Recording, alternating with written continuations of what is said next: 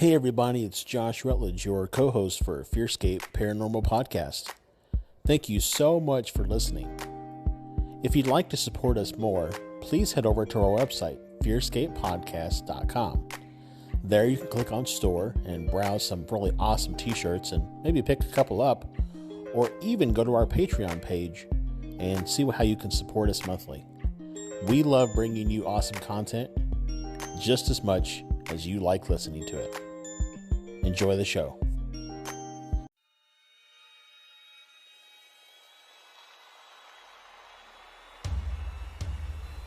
Hello. I'm so glad you could join us. I hope you brought your blanket to hide under.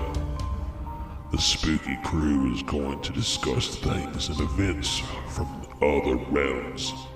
Ghosts, cryptids, aliens. Be sure to hold your blanket extra tight as the boys take you deep into the FearScape.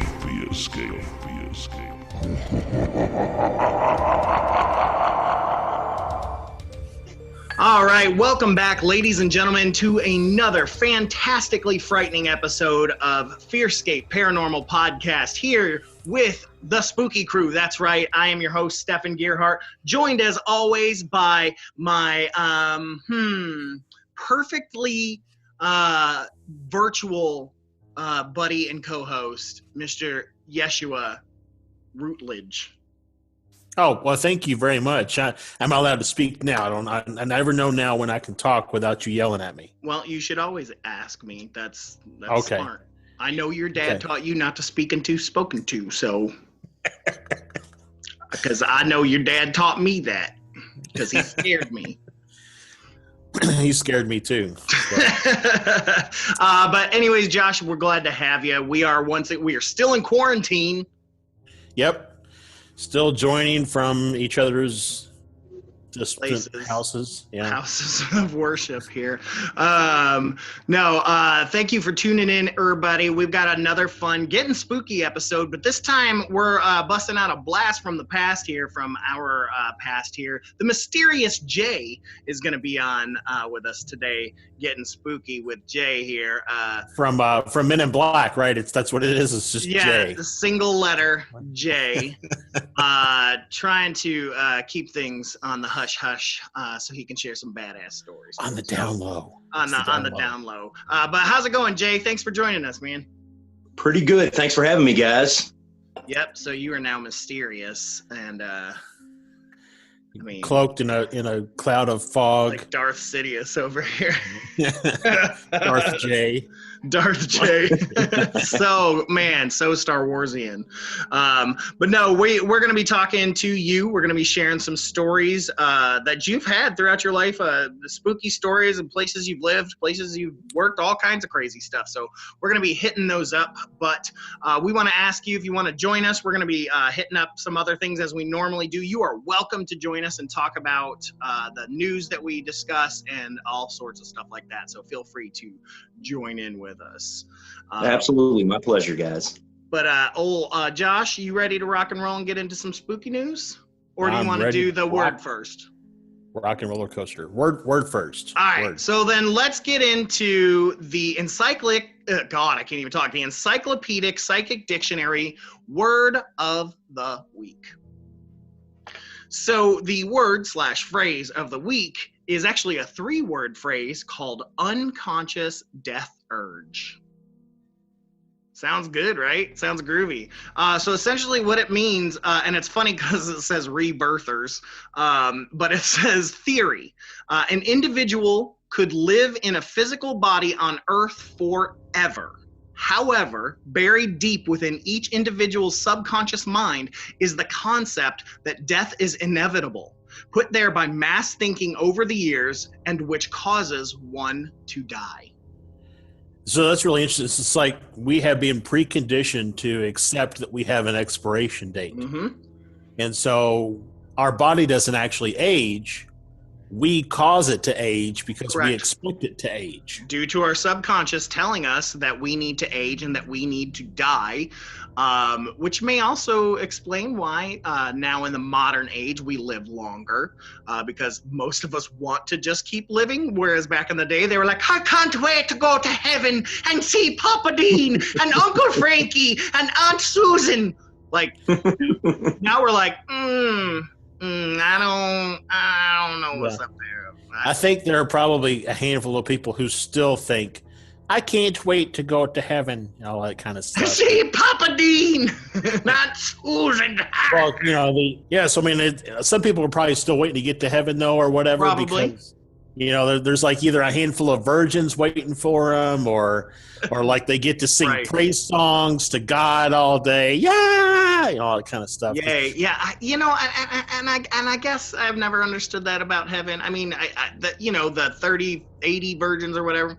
I'm down with that. I can get that. I can get the harem part. But I get to spend eternity just singing praise to God? I'm like, can I at least get a couple Zelda games? Like, but guys, it seems like the older you get as you age, the more comes to a certain point in your life to where, and I know this from experience from my grandparents, it seems like they were ready to go. Whereas when you're younger and you think you're invincible. So I mean, I'd have to argue that aging is biological, and I think that death is inevitable.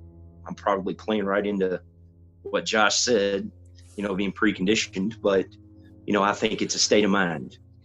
Well, yeah, who knows? I've seen some 85-year-old men. My dad, one of them, he's still out there mowing grass and tilling a garden. So, yeah. Well, they've always said, you're only as old as you feel. That's right. So even though your body might be aging, doesn't mean that your mind or your soul, your spirit, whatever, has to age along with it.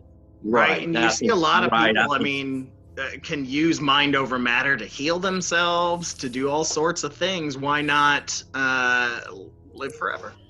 Right. I don't know about living forever. I'm just being skeptical here. Guys, you know me. I keep an open mind. Mm-hmm. So I I try to kind of question everything. So, and that's, we can tap into that a little farther. Yeah, I don't know. I don't know that anybody would want to live forever. I feel like you end up like being tired. You're eventually just like, I just kind of want to go sleep forever. Well, and it's a concept, though, that it's a strange concept, but the fact of the matter is no one has ever been observed that we know of that's ever lived forever. Right. So, right. Well, even Dracula got staked. We can quantify death. We can say, yeah, he's dead. So he's dead, Jim. So, but it's just kind of like if you live forever, then what value would you place on life? Exactly. That's exactly right. Well, and you always see that in all the sci-fi movies and stuff. Those that live forever and the others don't, they end up becoming just selfish because they're sick of seeing people die. Yeah, I mean, Dorian Gray. I think a finite existence is what defines us. Yeah, well, and that's why even heaven doesn't sound great. I'm like, and then it's forever, and all you're doing is singing all day. Like, can I get a lozenge? Like, but whatever. Let's move on from that. Let's jump into spooky news.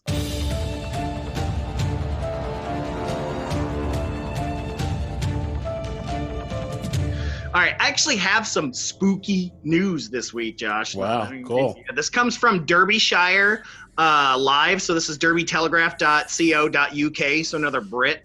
The headline reads, Haunting Voices of Ghosts of Children Recorded by Paranormal Team. This here says, ghostly voices of young children, which brought a chill to the heart, were some of the things paranormal investigators say that they found when they carried out an investigation near Swadlincote in England. The team from Haunted Live produced a Facebook video, which I haven't seen yet. I haven't been able to track it down yet. It says, it was recorded live at Moira Furnace Museum near Swadlincote, which they say shows the venue is haunted. They take part in paranormal investigations and ghost hunts across the UK, and they are made up of 5 ghost hunters. They were speaking about their experiences when they carried out their probe at the furnace building, which Ty said would stay with them for a long time to come. During their night at the furnace, they claim they heard spooky whistles, girls' voices, and even while one of the team says that they even witnessed a ghostly shadow. The furnace is well known for accounts of previous accounts of paranormal activity. It was built in 1804 by the Earl of Moira to take advantage of the local area's coal and iron. Many ghost hunts have been held there, and many report hearing what they believe to be voices, as well as sightings of shadowy figures spotted in the building's workshops. Spirits are also said to have been seen by visitors wandering through the nearby woodland.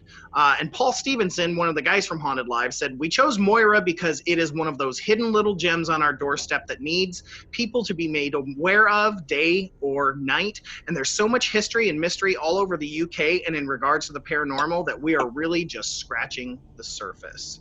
And then they just go in again to talk about the things that they heard, the children's voices, the whispers, the girls' voices, and the sort. So if I can find that video, I'll try to do another search. I'll try to post it. But yeah, spooky. Yeah, I mean, it's, some of those what are they called? EVPs are really quite interesting. It's like we've talked about before. You know, it's almost though one of those things where now if you've heard or read the article and you find the recording, are you expecting to hear those things? And so will your mind tell you that you've heard them? Right. Now you're listening for it, right? Right. So who knows? Who knows? If it's on the recording, it's on the recording. I mean, damned if you do, damned if you don't, really. So. Well, and I'd also like to add that article had the best collection of UK sounding things in the world. Moira. Yeah. Swaddling Coat. What kind of a name of a town is Swaddling Coat? Yeah. I mean, I would like to live in Swaddling Coat. I don't know. Isn't like swaddling like nursing a baby? Isn't that what swaddling? No, it's you wrap up. You like to take a blanket and you wrap the baby really tight with the blanket so that like they stay warm. It's called swaddling. And so they shut up. Well, they do. They go to sleep, actually. Yeah, so. Can I do that to you? Stefan, there's not a blanket big enough. Yeah, swaddling is an age-old practice of wrapping babies in blankets so that the movement of the limbs is tightly restricted. And this fell out of favor in the 17th century until the hipsters brought it back. Wow, look at that information for the masses. I'm going to duct tape my baby up.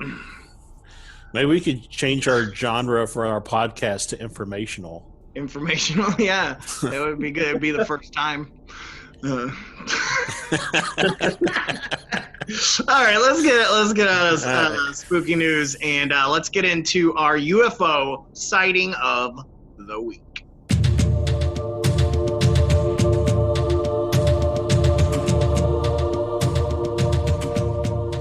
All right, Josh, what do we got this week in terms of UFO sighting? So this is actually a older sighting. This is about a year and a half ago, but I pulled it up because it was in Russellville, Kentucky. Oh, I got some friends from there. Which is, where we're kind of local for us, and so I just thought it was really interesting. So we're returning. So, to be clear, this is not the moon. It was around 11 p.m. In the first pic, I saw this orb of light darting around above a low, thin cloud. I thought maybe it was a helicopter spotlight, although there was no sound. It disappeared, then reappeared 3 times, making sudden 90-degree and 180-degree turns above or in the cloud. Then suddenly, it was gone. In a few seconds, it appeared as in the second pic, which I'll link out the pictures, stationary below the cloud for about 3 seconds. Then it was gone. It wasn't like any light I've ever seen before. No spreading of light rays or well-defined round edges, as if I was looking at a distant window. I live in the country and there was absolutely no sound. It appeared to be about 20% the size of a full moon. Anyone have any thoughts on what I saw? Interesting. So we're looking at essentially in terms of ideas, so probably like a nickel compared to a quarter. If in terms of like compared to, or a dime compared to a quarter. Probably a dime compared to a quarter. Yeah. Yeah. What did it say? The color of the light? It just said white. White. That's it. Yeah. Which, I mean, Stefan and I have seen some stuff that's would appear white. Although the stuff we've seen is like changes colors too. So. Yeah. Yeah, I don't know.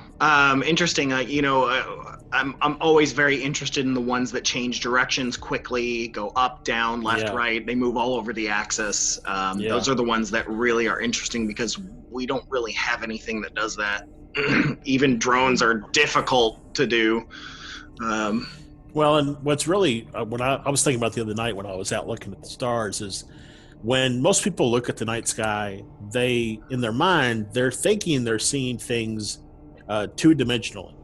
Right. But really they're seeing things three-dimensionally. Yeah. So when you see something that flies up from the horizon and then flies at you, you're not really seeing it fly up from the horizon. You're seeing it move across the sky, right, coming from the horizon area. So it's still staying at whatever height it's at and then flying across the sky. Just your perspective of what you're seeing has changed. Sure. Yeah, and depending on how high it is, the curvature of the Earth has a lot to do with that. It's the Earth is flat, Jay. Oh, it is. No, it's more like a turtle shell, I think. It's it's a flat bowl on top of a turtle. Yeah. No, but yeah. But I mean, as big as that was, I mean, if he's saying it's 20% of the moon, I mean, that's definitely it's pretty big in our orbit, or at least within our atmosphere, I would assume. Absolutely. Yeah, he said it was below the clouds, so that is well within our atmosphere. Below the cloud, and then back up through the cloud, and everything else. So yeah, that's really interesting. Interesting sighting. Keith would say it was an owl. It's definitely not an orb. It's not an orb. Thank you for sharing that with us, Josh. I don't have any creepy catch up this week. Do you have anything? I don't have anything. It's been. I mean, Since I guess last time we talked, I saw something in the window, but I'm not really sure what I saw, so I'm not really going to equate it to creepy catch-up. Yeah, it's been pretty quiet week, which I guess is good. Needed it. So, but then let's go ahead and move right into our topic. Then, getting spooky with the mysterious Jay.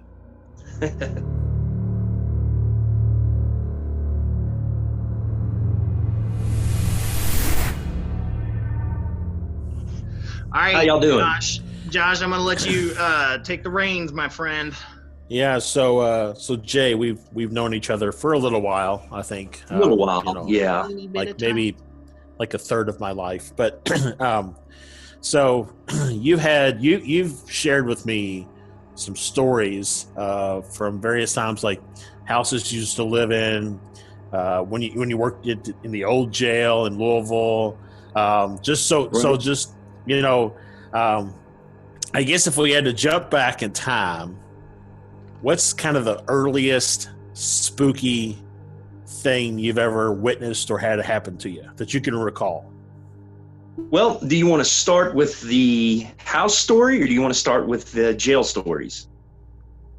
Well, I think the jail stories probably predate the house stories a little bit, so if you want to start with those, then that's fine. Yeah, and I even know we mentioned one time talking about your guys' Waverly experience too.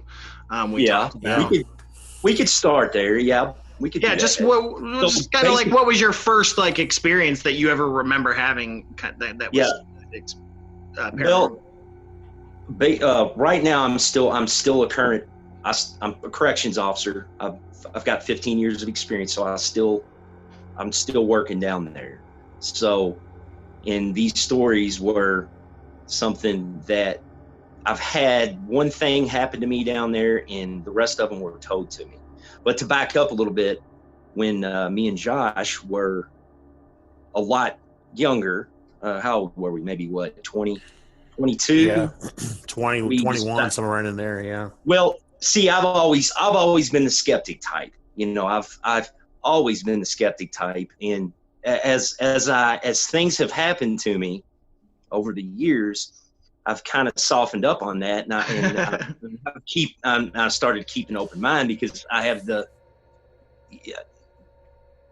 you can't prove some of these things. It's true that some of these things that happen, you can't prove them. You can't say, okay, here it is, this is a definite ghost, or this is a definite UFO. But on the same scale, you can't disprove it either. Mm-hmm. Because it's so if that's the case, then there has to be something to it. What that is, I have no idea. Yeah, but to start back. No, I was going to say, we've talked about it before on the show, is you can't prove a negative. So exactly. Yeah, I mean, and anything can be disproven if that's the case. You know what I mean? It's exactly. Not everybody's hallucinating every single time, you know. But yes, is it possible? Yes. When it comes to paranormal things, you know, there's some things that I lean harder on. I'm like, yeah, I don't know, I need a little bit more evidence for that. And there's other things that are like, yeah, there's something to it, and ghosts are one of them, just because I have seen them with my own two eyes. We started when we were younger, back to what me and Josh were talking about.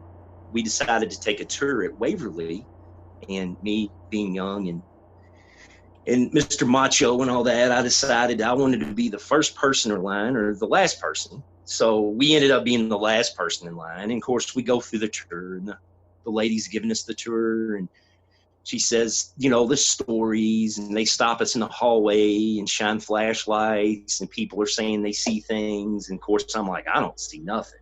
Mm-hmm. So then she's like, tells this story about how this guy wandered in this room, and he saw a ghost of a child, and then it turned around, didn't have any eyes, and she wanted to know who wanted to go in there. And I said, oh, I'll go. And I went right in there, and of course didn't see nothing. You know, I'm totally going through this tour with like an attitude of, this is all bullshit. So Anyway, we go, now remember, we're last in line. So we go all the way to the top, and we get to that infamous room 502, where apparently that nurse killed herself, jumped out the window or whatnot.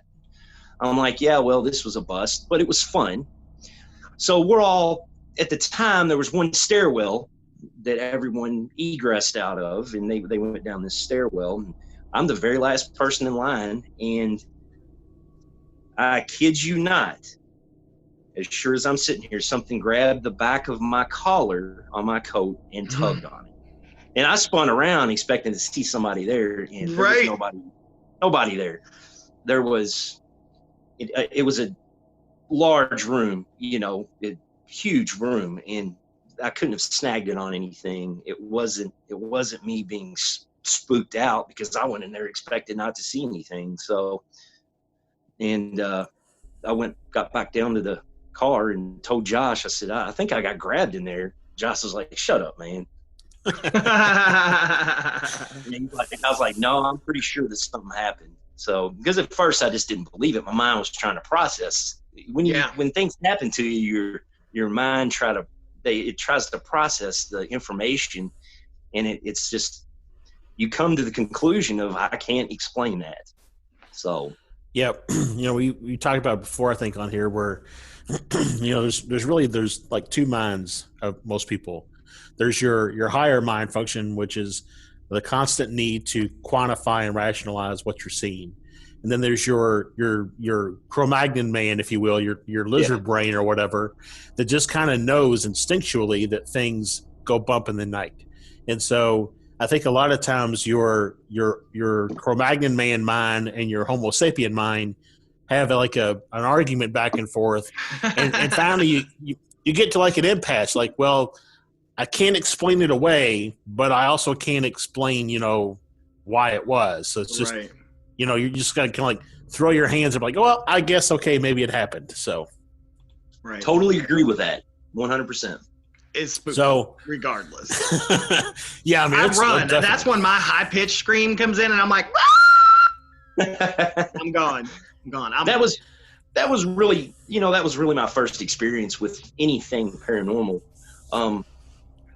I've seen lights in the sky and stuff like that, and it never really creeped me out. I'm a guy that doesn't really scare very easily, and so I brushed it off. And later on down the road, so y'all want me to go into jail stories, or? Yeah, man. Yeah. Bring it. Everything you All right, got. so I started my career in 2005, and we go through a training academy and all that stuff, a boot camp, and you get down there, and very quickly when you get down there, from some of the more seasoned guys, that there's things that happen sometimes, and that have happened or may happen, and it, especially when you work night shift. So I was working night shift at the time, and because by law we have to allow the inmates a certain amount of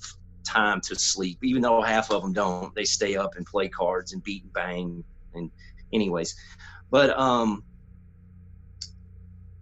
there is a new jail, and then there is an old jail. The old jail is where the courthouse and everything like that is. There's 2 floors to that. There's 5th floor, and there's 6th floor.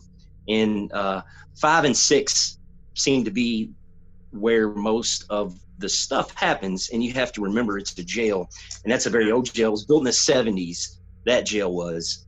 And there's been quite a few deaths in there where people have hung themselves, unfortunately, through the years. And so it's a place where, there's a lot of suffering, and people have a lot of problems and issues. But I was working night shift at the time, and this is my personal experience. This happened to me. Then I'll go into what other people had told me. Right. So the lights are off, but they're not totally off. There are night lights this was way back in the day, so we had an old lighting system. So the main lights would shut off, and then inside these self-contained lights, there's a smaller bulb that's a night light, and that was supposed to come on, but sometimes they would get blown out and they wouldn't get replaced. And so sometimes it'd be pitch black, completely dark, and you would have to walk this specific walk with a flashlight. So you have to do rounds every 30 minutes and hit a sheet. And basically it says, to say that, hey, I'm doing my job and I'm making sure nobody's in here, tunneling through a wall. So I'm making my rounds, and at the end of this long corridor, there's what we call a day room, and the day room door was shut, and there's a very large food slot is what we call it. And so in order to sign this sheet, I have to turn my back to this food slot, and this food slot is, from the sheet to the slot, is probably 10 feet. So while I'm signing the sheet, and it's dead quiet back there, I hear out of the food slot somebody say, "Hey." Just plain as day, just like, "Hey." Hey. Was there anybody? Yeah. Was there anybody in there? Hey, buddy. So what I did, I spun around and put my flashlight in there, and then I keyed the door and I went in the day room, fully expecting to find somebody in there, and there was nobody in there. Well, yeah, I mean, so it's like double fear, because you've got, like, as a corrections officer, you're already on edge just in case something physical happens, right? So it's like... So I keyed the door expecting to have to fight somebody or restrain somebody because somebody's out of their cell. So, but there was nobody in there, none whatsoever, not a person. I did another round and everybody was in their cells. Everybody was sleeping. They were single cells. So. Yeah. Still though, that's, man. So there is another story of, this one is an older story that's been kicked around. And this happened probably before I got there, probably back in the 90s, 2000 to 2001, I'd say. But there was an officer that was working night shift at the time, and he was back on that same walk, and he was in a chair, and night shift, all the lights are off, and he ended up dozing off. And back in the day, you get away with those type of things. Right. But and he said he was poked awake by another officer.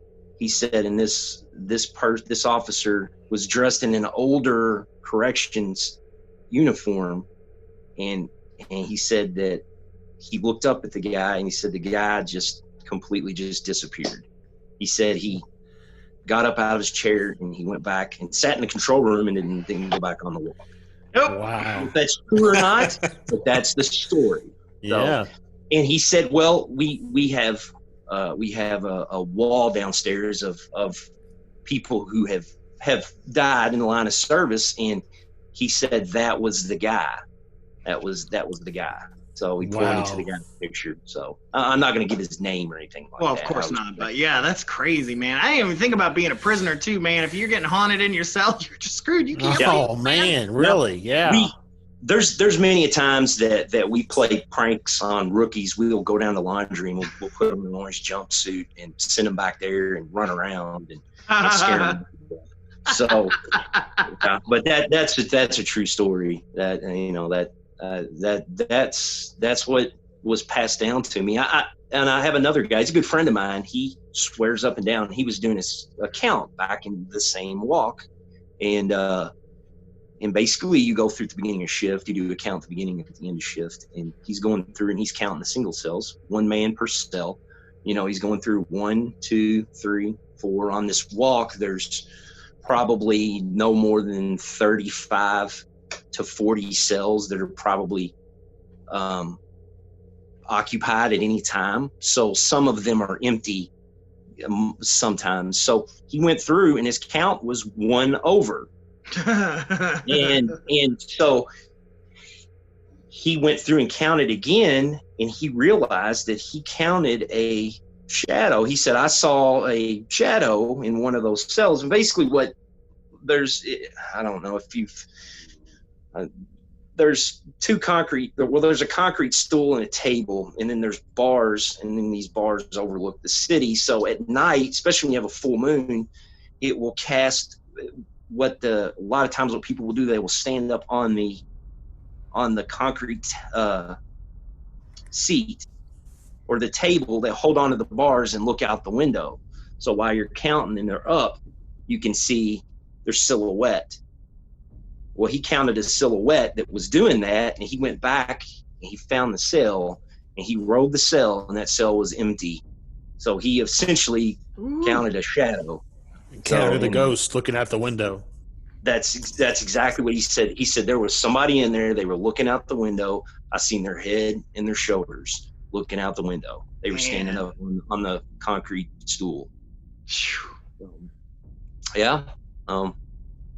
That's crazy. I don't know what those. We've had guys where they're on this same walk. There's a gym that's attached to it, and it's very basically where guys will get wrecked. They're wreck time, and a lot of times the basketballs won't get put up, and they'll just be sitting in the gymnasium, and a lot of times you'll hear guys will be sitting back there, and it seems like the only thing ever happens on night shift.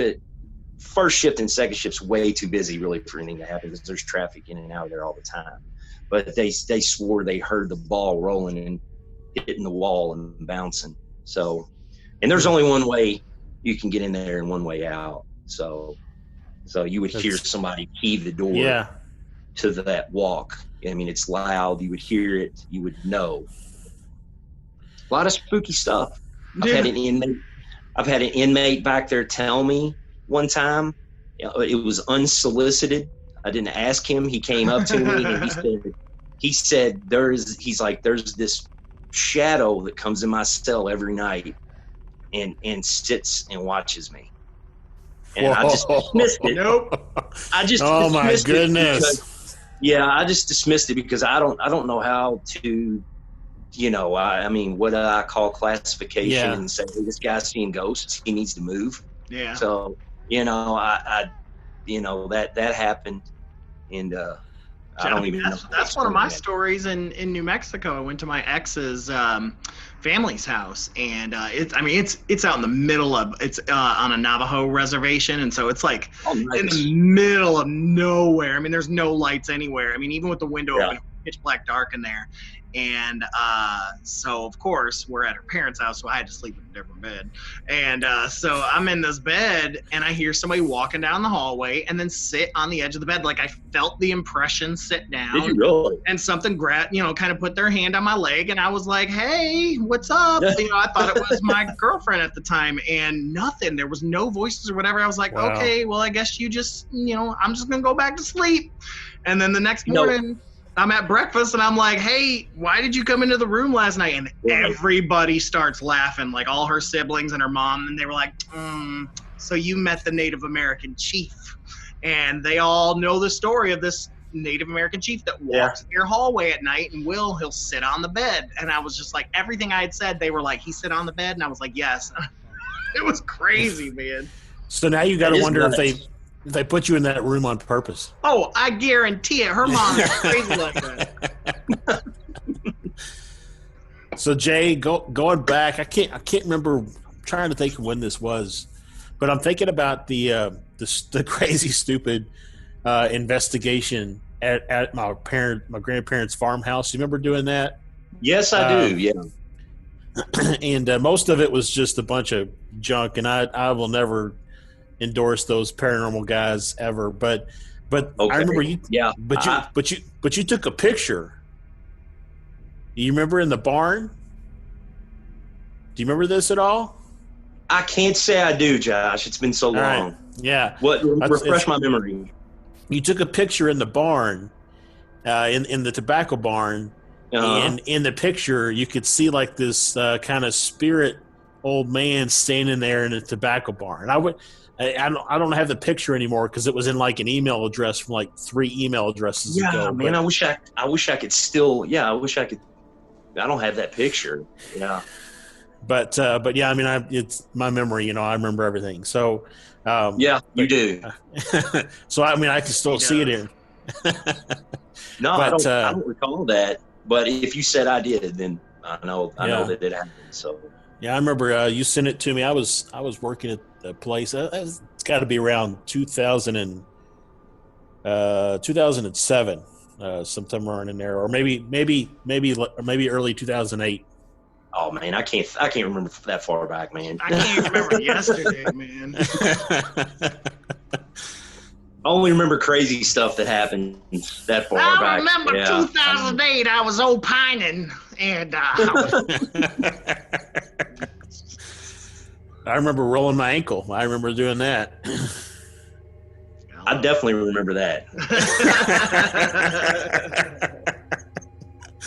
So it was good times, man. Good times. Yeah. Well, I don't know. Rolling my ankle wasn't a good time.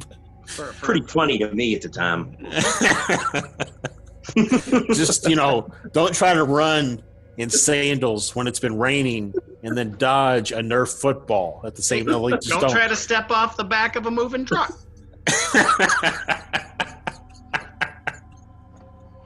Oh my goodness. Yeah.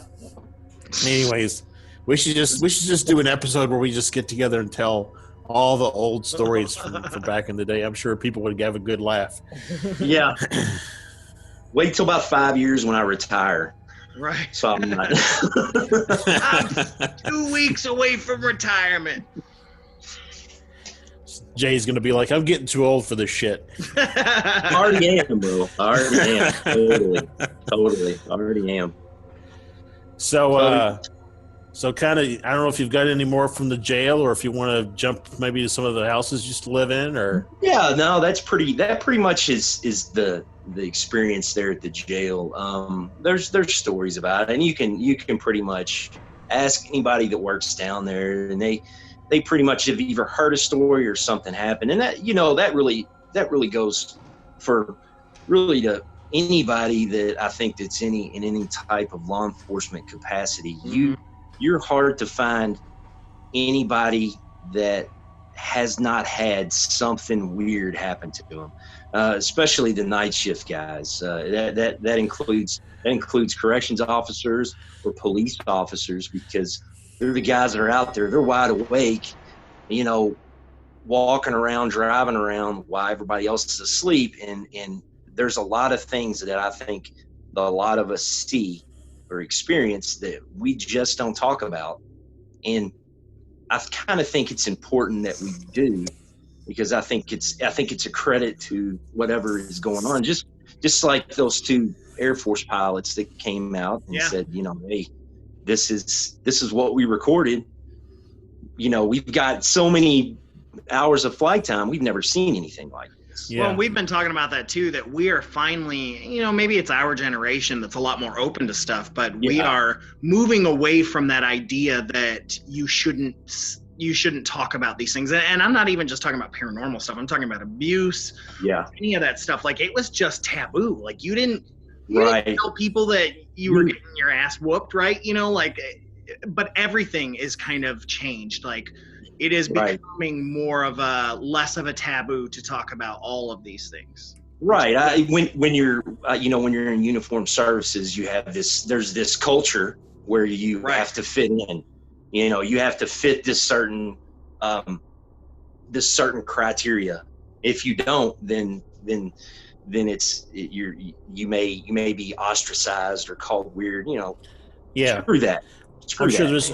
I'm sure there's quite a bit of hazing that goes on. There can be. Yeah, there is, and it's not physical hazing. It's very mental.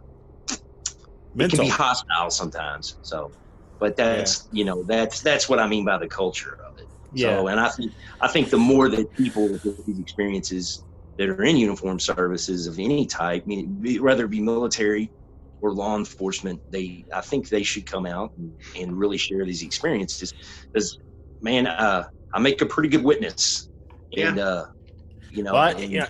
Well, and that's the point. You always hear like John Keel and all those guys talk about credible witnesses. And a lot of the documentaries I've been watching there's that lack of credible witnesses. And if more folks in uniform came out, you know, that's what's a movement that's happening now, where these credible witnesses are starting to come out. There's something in the barn.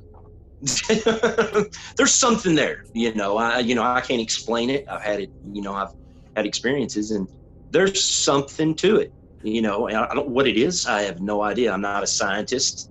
I'm not a paranormal investigator. I don't know, but there's something to it. So I think the more that we discuss this, the more we talk about it, the better off we'll be. Yeah, it's interesting because we've been reading another of John Keel's books, The Eighth Tower, and one of the things he talks about was, like, even in the past, if you look at things like the wave of like fairy sightings in England, and how they are so very, very similar to the big UFO wave of the 60s and 70s, they put their own spin on it with their own folklore, right? Right. It's a lot of the same thing. Right. So what in 50, 100 years from now is the UFO sightings going to look like to them? It's going to be called something else, by them. Right. Who knows? Right. Well, and something that I've talked about, Steph, or is the idea that ghosts or entities or cryptids or whatever the case we're talking about is how they tend to navigate or attracted to things that are more negative energy type things. So it's I'm just curious if folks who are in those law enforcement and things like that, they unfortunately, and I don't wish this upon anybody, but they have to spend a lot of time around very negative situations. True. Yeah, it's a negative job. Yes. Right. And so I wonder if that's why folks in law enforcement see more of that type of stuff on the regular, because they're just constantly surrounded by that negative energy.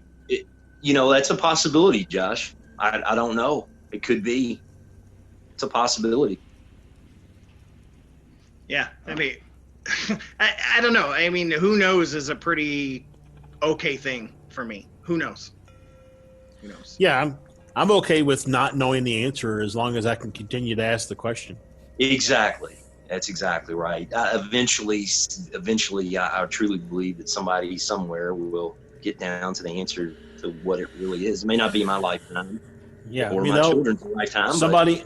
I mean, I'm comforted by the documentary about those 4 scientist guys that like built the packs. They were on their backs and they like went around and they shot at ghosts and they put them in a Dr. Spangler. Yeah, that one with Dr. Spangler. Great documentary. Yeah, it's great. I mean, they had to do something with them, so they put them in like a trap, and they put them in a vault, and then the vault got like exploded. I mean, how come we didn't hear about that on mainstream media? Yeah, had some poltergeist missiles shooting out of there.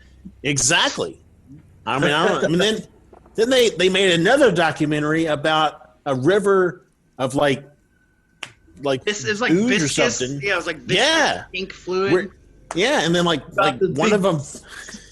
The big giant marshmallow guy. I mean, one of them fell in and was all excited. I mean, how they had crazy. that Carpathian guy. Yeah, I know exactly what crazy. You're about. Crazy. I mean, I don't remember seeing anything about that on the news, so I don't know how that we, It was the 80s, dude. There wasn't any Google. All right, moving on to the house. Y'all ready? Yeah. I'm born ready. So, I lived in a haunted house. It was haunted, and my first experience was I've got how much time we got? As much as you need. Yeah. Okay, because I don't know because I've got this is a lot. Go for it, man. Go for it. We're good. Sorry, I don't want to give you even more stuff to edit out. No, the only thing I'm gonna edit out is all of Josh. So don't worry. Yeah, well, I've got the face. I got the face for newspaper. So this, guys, this is really what solidified me into really saying, there is something there. There's something around us that we can't see. Is it people who have died and the spirits have come back? I can't say for sure. Is it demons? I can't say for sure. I don't know what it is, but it's definitely something there. And my first experience was being in the house was built in 1888. It was built by a railroad company, and so it has a very long history. And the first experience I had, I was in the basement, and I heard some whispering noises. And I was all home alone, completely by myself, and I heard whispering, and it made me shut the light off and go upstairs. That was really. Is this I can't remember if the basement there was it finished or was it like a dirt basement? It was finished. Okay. I couldn't remember if that was because Stefan and I were talking about dirt basements and how creepy they are. So yeah, yeah, they are creepy. Boots on stairs in the middle of the night. People sound. I've been awakened to that. I have grabbed a gun and a flashlight and literally cleared my house like somebody had broken into it because it sounded like hard cowboy boots on stairs. We have wooden stairs, so you can only imagine. It was like ka-clunk, ka-clunk, ka-clunk, and I'm a light sleeper anyway, and I was there fully expecting to confront somebody that broke into my house. The real kicker is the shadow. I've seen 2 shadow people in the house, and the first one, I have to take my time as it's hard to explain. I was laying on the couch watching TV. It was nighttime. Everybody else was asleep. And I kind of had the blanket covered up over my head. And the way the TV is positioned, next to the TV is a doorway. And we got very large doorways at the time. And there was a transit over it. But I could see something kind of just forming basically, and I could make out, it was black, and I could make out a head and shoulders. And I didn't make a move, and I just sit there and stared at it. And it just kind of sat there. And believe it or not, I know this sounds absolutely crazy, but believe it or not, I had this feeling come over me like it can't come in the room. I'm being serious. Like it can't come in. And it sat there, and then it was just absolutely just gone. Just gone. Interesting. Like Question. Go ahead, Josh. Was it like it moved away? It was just gone. Just disappeared. I mean, I couldn't perceive any movement by it. It's like it didn't look like it vanished. It looked like it just streaked away. Like it was just there, and it like it moved a little sideways, and then it was gone. But the scariest thing was the other shadow person. I was coming down the steps once again late at night. I turned the corner, and there was, in the door frame, was this 8-foot black shadow, and I stopped in my tracks, and this thing was like darker than, I don't know, darker than dark. That Vanta black. Yeah. Yeah, and it was so dark you couldn't see the room behind it, because that's how you could make out the outline. And that's a classic sign of a shadow person. And as soon as this thing saw me, it went boom, and it real quickly, for like about 1 second, it looked like there was, the only way I know how to explain it is if you drop ink in water.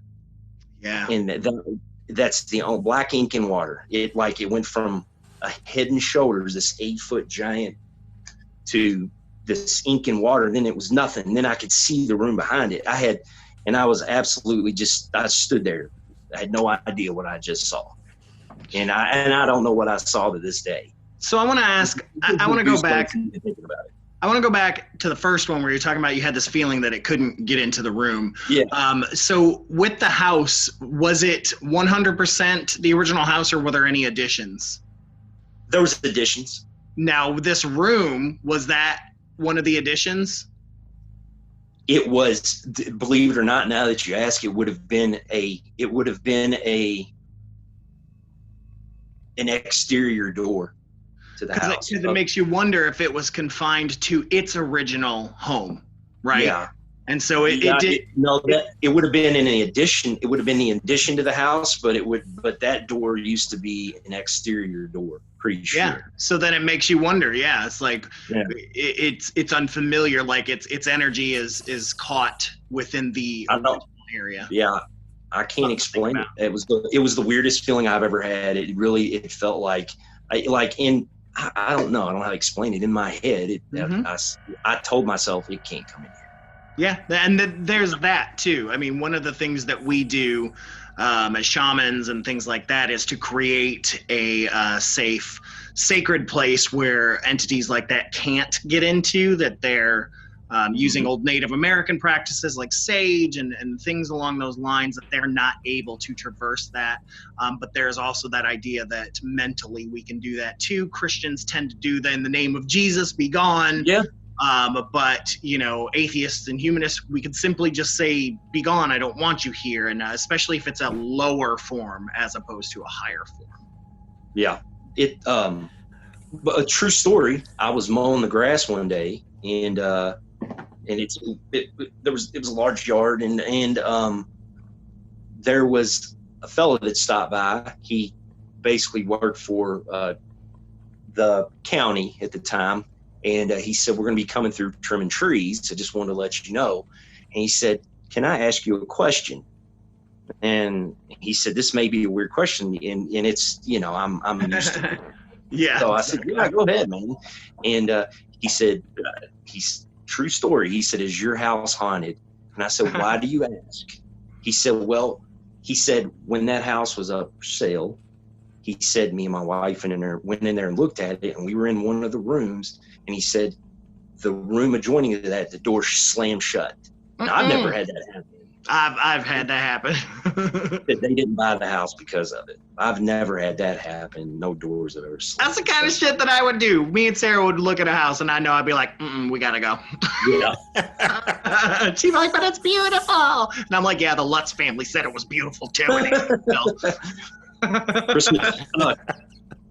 Christmas Day, the first Christmas here, the cabinets were open. That's the Friday, and I asked my wife. I said, what were you looking for? And she said, I'm not looking. Didn't do anything. That wasn't me. So I dismissed that. So I don't know what that was, but that was a strange. And so it's not just you in that old house, right? That was other people that were there, wife and things like that. So that's kind of one of those things where you kind of go, screw you guys for saying it's group hallucination. The fact that I've gathered other witnesses should in fact push the narrative better. So yeah.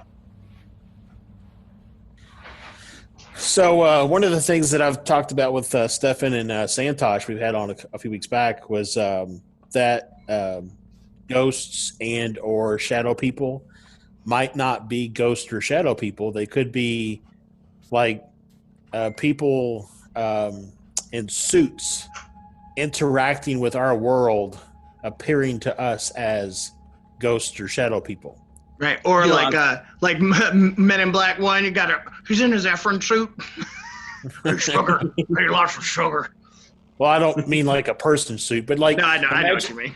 Imagine more like the movie Star Trek Insurrection, when they're like basically in cloaked suits, interacting with the town people. It's kind of like that, like they're interacting, they're opening cabinet doors, and you think you got a poltergeist, but it's just them. Yeah, it's really some dude in a cloaked suit like a predator. Yeah, I've heard that. I've heard of that theory before, and and that's a possibility. And I think there's a movement. There's in the UFO community to where a lot of people are starting to lean to where UFOs and alien contact are basically us from many millions or thousands of years into the future, and who have come back, archaeologists and biologists to study basically ancient man, and it very well could be something like that. That is not out of the realm of anything that is scientific. It's a possibility. Yeah, for sure. Yeah, I mean the way that technology is going, why couldn't we have one day, not even thousands of years into the future, it could just be 100 years into the future. The way never know. Yeah. So yeah. It could be 20 years in the past, because we don't know what's at Area 51. We don't know what the military's already got going on. You never know. Yeah. I mean, what better way to keep the existence of time travel from people in 2020 as to make it look like aliens. Yeah. I mean, they would have that, by the time that we develop time travel, we would have already understood the UFO phenomenon, and and let's not go back into the past and expose ourselves and say, you guys are going to invent time travel one day, or we are. Right. It's a paradox. So, well, it's kind of like the, I'm going to talk a little bit more about Star Trek, but one of the things with Star Trek that happens later on in the episode is they get into the quantum directive. So you got the prime directive, which is you can't interfere with other cultures that haven't developed warp drive, but the quantum directive is you can't interact. They do time travel, and you can't interact with other people in other times. Except for that dude on Enterprise, he does what he wants. Well, yeah, he beats to a different drum. So yeah. but so it would stand to reason from an ethical perspective. That, well, if ethics exist in the future, and if they haven't developed time travel, that they would say ethically don't interfere with things. So you want to go back in time and you want to interact with back in time, that's fine. Just make sure you wear one of these suits that pretty much makes you invisible, except in low light. Then right. Or out in the rain. Yeah. I mean, just slam cabinet doors and throw ashtrays. That's all you're allowed to do. It's a possibility. I don't know. It's a possibility. Oh, I'm open to anything because there's something to it. I've seen too much to be just totally closed-minded. Yeah, and speaking of which, do you have any more stories from the house there, or?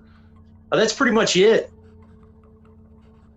Cool. I can think of, Josh, can you think of anything? The only other one that comes to my mind is, and I know you didn't experience this, but you told me about was the when they were painting the stairwell. Yeah, I can't get into that one. Okay. Yeah. So couldn't remember who all was involved in that one. Yeah, because of who's involved, I can't get into that. I understand. It's another thing that makes you mysterious, so. Yeah. Well, that's like that one listener story we had where they felt that urge to get that wallpaper, and then they went back layer after layer after layer after layer after layer and got to the original wallpaper. It was the one she chose. Yeah, the house, the stairwell was being painted by a person, and that person ended up seeing an old man standing at the bottom of the steps in coveralls. Wow. So that's pretty much the story, vaguely, without going into extreme detail, out of respect for that person. Right. Well, thanks, man. Unless you got anything else, we can start to wrap up. No, that's about it. We appreciate you, man. Those were some good stories, man. Good story, yeah. Just, the one thing to keep in mind is that we are not plugging Head and Shoulders. You use the term Head and Shoulders quite a bit. I just don't want anybody to think that we're sponsored by Head and Shoulders. Sponsored by Head and Shoulders. However, if Head and Shoulders would like to sponsor us, please do. You make a great product. Yeah. You can reach us at fearscape@gmail.com. But again, thank you, Jay. Stick around for a second because we're going to go into our listener story. But I wanted to say thank you for taking a risk and kind of sharing these stories because, man, they were good. They're good stories. No problem. I'd just also like to say that if there's anybody else out there that's in uniform services, get out and you have experiences, get out there and tell your story. Don't be scared. Don't be afraid. And, it's something that we need to do because there is a lot going on, and don't take this stuff to your grave. Let people know about it and let relevant people know about it who can really look into these things a lot deeper. Yeah, as I was telling Josh, there's a cop in Jersey, I think, that came out and wrote a book about everything. It's called like Deliver Us from Evil or something like that, but he's now a big famous exorcist and a ghost hunter because he said screw it, all the things he was seeing, he couldn't explain it, and now he's like fully in the paranormal field. So but yeah, share your stories with us. We would love to hear them. Share them with us. You can send those to fearscapepodcast@gmail.com. And speaking of our listener story, I've got one tonight. We're going to be starting our series now where we've gotten some actors to come in and do the voiceover work instead of just hearing me or just hearing Josh. We've got some actor friends to kind of do this. So this one comes from a really good friend of mine, Parker Bowles. This isn't his story, but he's going to be the actor for this, portraying this story, which comes from Haunted Kentucky again. But I've actually been talking to this guy. His name is Ronnie Flynn, and we've actually been continuing to talk. He has some really, really interesting stories. He's Native American, and he has a ton of things that have been going on. But this is the story that he wanted to share on here. And so let's take a listen to that.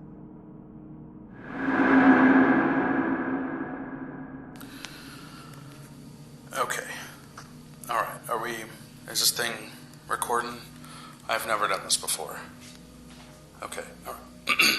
Hi. Hi. Hi. Hi. Hello. Hi. My name is Ronnie Flynn. I've never told anyone this story before, so bear with me. I once knowingly tried to sleep in the room where a man once slept and died. I'd gone into his room and was going to start an EVP session. So I entered the room and sat on his bed. Thinking of what I was going to ask, I kind of started to feel sick, a little nauseous. My mouth was salivating like before you're going to throw up or something. I asked myself if this was him doing that to me. I reached over to start the EVP recording, and in doing so, I blacked out. Strange thing about it is, though, when I came to, I was outside of the room on the floor. But my EVP device, my recording device, was still in his room on his bed. I have no recollection of how I ended up outside. And then people began to tell me that I was changing, that I'm not the same person I used to be. I'm not happy all the time, joking around. You know, I wasn't me. So I had to make a decision on what I should do as far as trying to see if he had anything to do with my change of personality.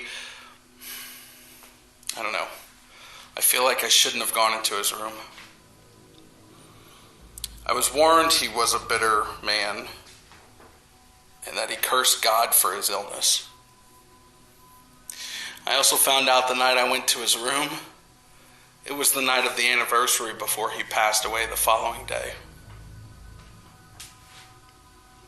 I don't know. Anyway, I'm seeking advice. Should I leave well enough alone? Well, why do I have no recollection, like zero, of how I ended up outside of his room? None whatsoever.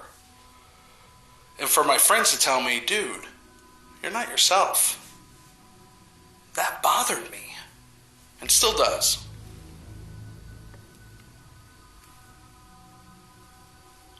I don't know. I hope someone has a suggestion or an answer for me someday. I gotta go. I gotta get back. Yeah. All right, good luck with everything. Okay. Yeah, let me know how it turns out.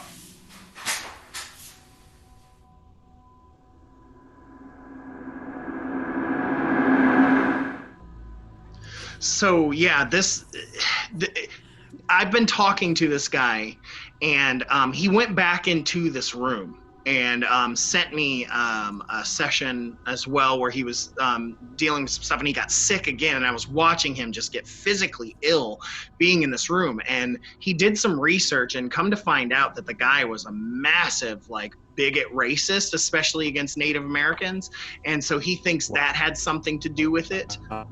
So very, very interesting, but thank you, Ronnie, for sharing that. I don't know if you guys have any opinions on that or not. Two things. Number one, turn on your EVP recorder when you go into the room. No, but really, I'm thinking that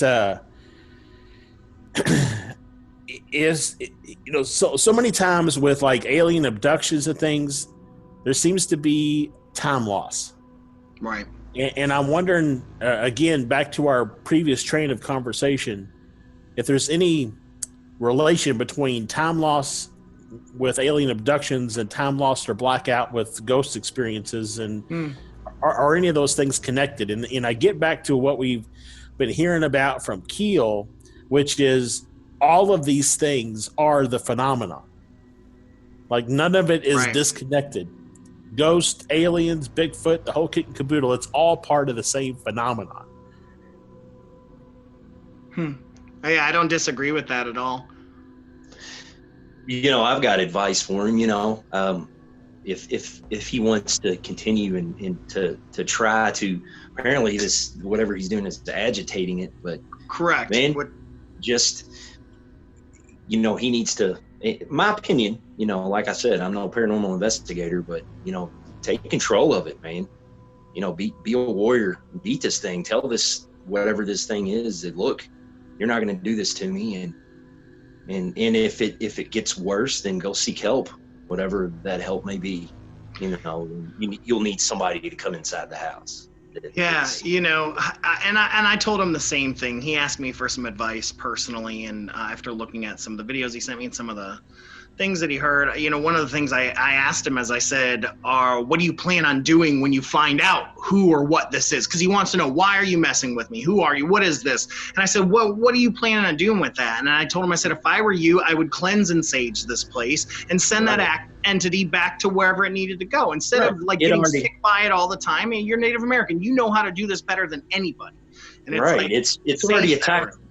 yeah, it's already attacked him first. So as far as I'm concerned, it's time to get rid of whatever that thing is. And Yeah, and that's what he told me. He said, that, he agrees with me 100%, and, that maybe he needs to spiritually social distance himself from it. He needs to bust some ghosts. Yeah, like that documentary. I like that documentary. But thank you, Ronnie Flynn, for sending in your story. Don't forget, you guys can send in your stories to us. To fearscapepodcast@gmail.com. You can also do that while you're looking up our social media stuff, which is all at fearscapepodcast.com.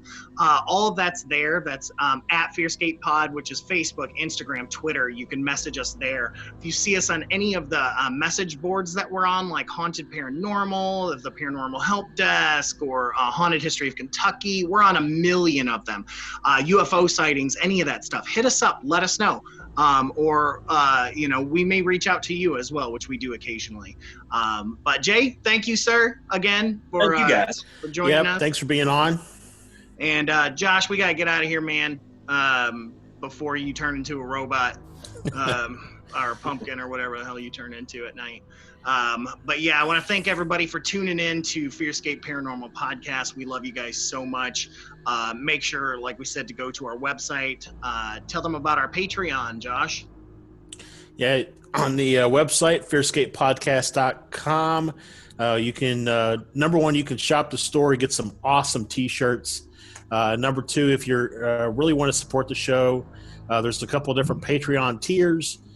Two of those tiers get you a free t-shirt. You pick one out from the store, we'll send it to you. Tell us your size, so kit and caboodle, we'll send that over to you. But if you really like the content that we deliver and you like the